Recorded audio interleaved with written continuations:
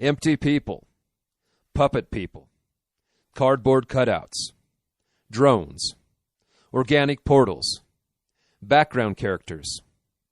Why do these terms even exist? Because out of necessity they had to be invented by those who independently noticed the same puzzling phenomenon, one for which there is no official name.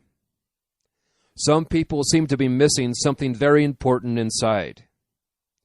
While they are not necessarily any less intelligent, successful, or physically healthy as anyone else, they nevertheless show no indication of having any higher components to their consciousness. Some people were strangely one-dimensional and hollow inside.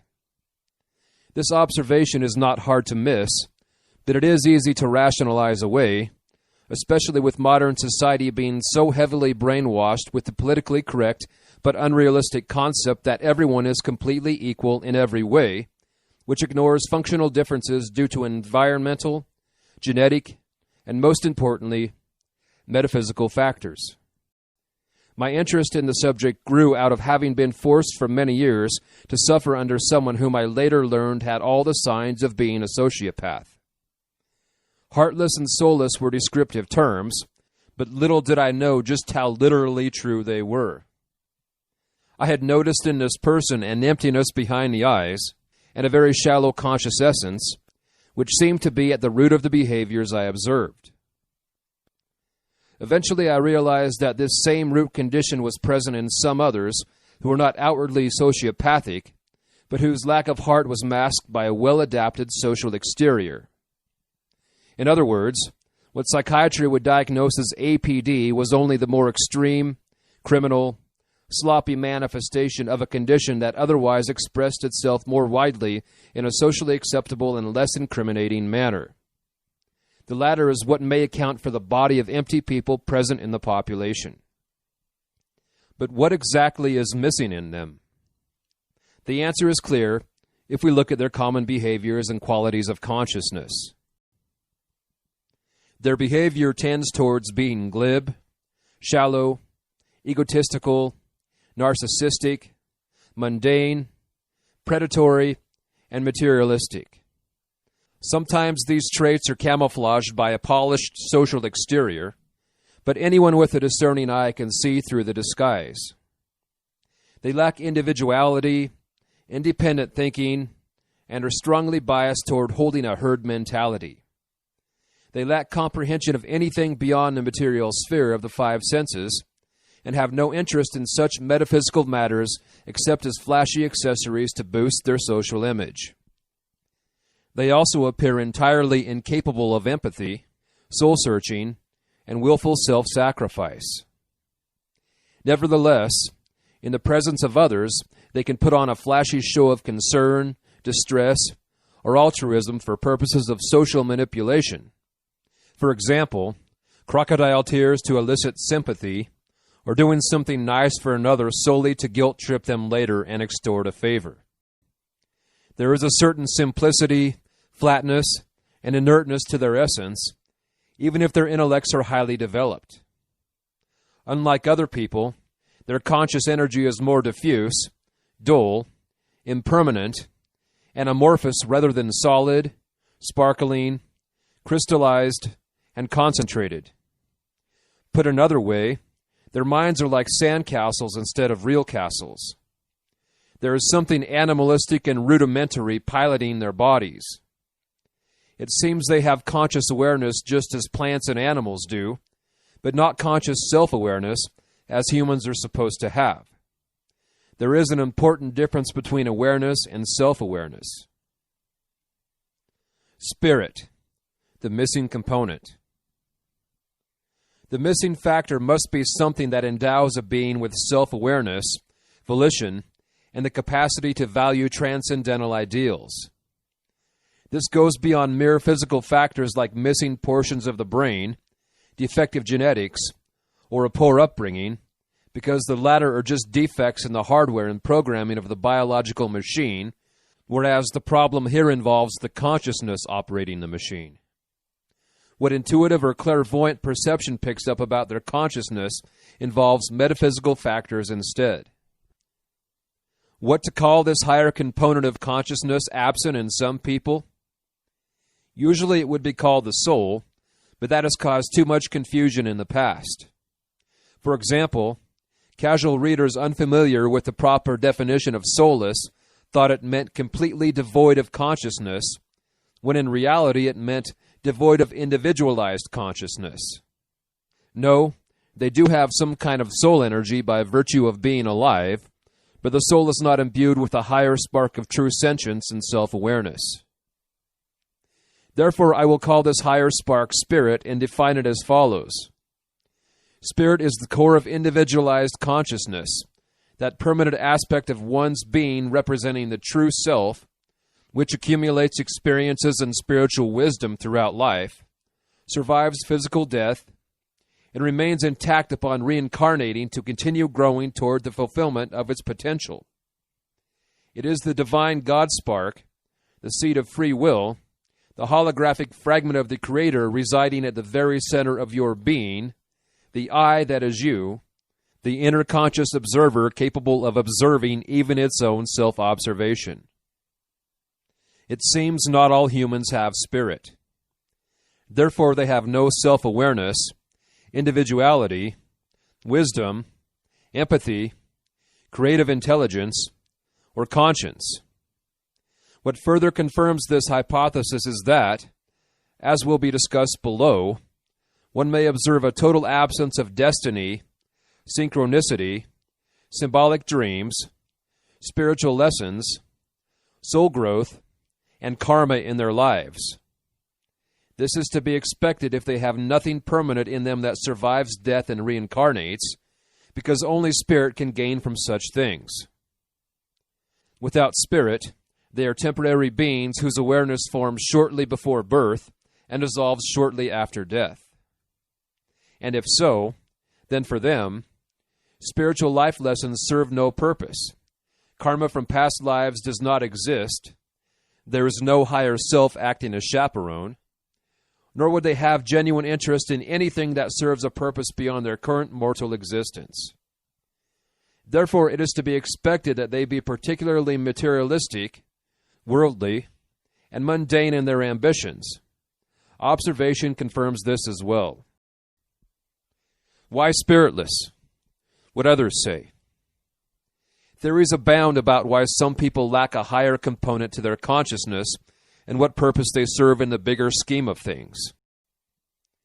John Baines writes in his book, The Stellar Man, that humans, like all animal species, have a collective soul unique to their species. This collective unconscious exerts a de-individualizing influence on humans, nudging them toward mob mentality, herd mentality, and following the crowd. Rupert Sheldrake would call this the human morphogenetic field. People who have not developed their own conscious individuality are mere automatons, following the soporific influence of the collective unconscious, as though they were extensions of a hive mind. The goal of esoteric training is to split away from the herd, to develop one's own volition, and thereby become a free being. Rudolf Steiner voiced similar sentiments. Steiner said that as long as humans obey external authority, their own biological instincts, or the animalistic parts of themselves in common with the rest of humanity, they are not free beings. Freedom comes from choosing based on intuitive understanding of what each option entails and what it means. This act of free will requires introspection and spiritual acumen to act from a place of true understanding. Steiner acknowledged that not everyone introspects to the degree necessary to make intelligent free will choices. In private discussions, Steiner went even further. Dr. Steiner, that little girl, LK, in the first grade, must have something really very wrong inside. There is not much we can do. Such cases are increasing in which children are born with a human form, but are not really human beings in relation to their highest I. Instead, they are filled with beings that do not belong to the human class. Quite a number of people have been born since the 90s without an I, that is, they are not reincarnated, but are human forms filled with a sort of natural demon. There are quite a large number of older people going around who are not actually human beings, but are only natural. They are human beings only in regard to their form. We cannot, however, create a school for demons. Cosmic error is certainly not impossible. The relationships of individuals coming into earthly existence have long been determined. There are also generations in which individuals have no desire to come into earthly existence and be connected with physicality, or immediately leave at the very beginning. In such cases, other beings that are not quite suited step in. This is something that is now quite common, that human beings go around without an eye. They're also quite different from human beings in regard to everything spiritual. They can, for example, never remember such things as sentences. They have a memory only for words, not for sentences. I do not like to talk about such things, since we have often been attacked even without them. Imagine what people would say if they heard that we say that there are people who are not human beings. Nevertheless, these are facts. Our culture would not be in such a decline if people felt more strongly that a number of people are going around who, because they are completely ruthless, have become something that is not human, but instead are demons in human form. Because there are infants and children who clearly have high sentience behind their eyes and expected behaviors of self-awareness, while other infants and children lack it, which suggests the factor of reincarnation in some people and complete absence of spirit, including the potential for spirit in other people. According to Muravyev's interpretation of the book of Genesis, there existed humans before Adam and Eve, but that only Adam and by proxy Eve and her descendants received the breath of spirit from God. Thus nowadays there exist two mingling subraces of humans, the pre-Adamics without spirit, and the Adamics who have it. Muravyev explains that pre-Adamics serve the purpose of harvesting energy from Adamics as part of the cosmic food chain.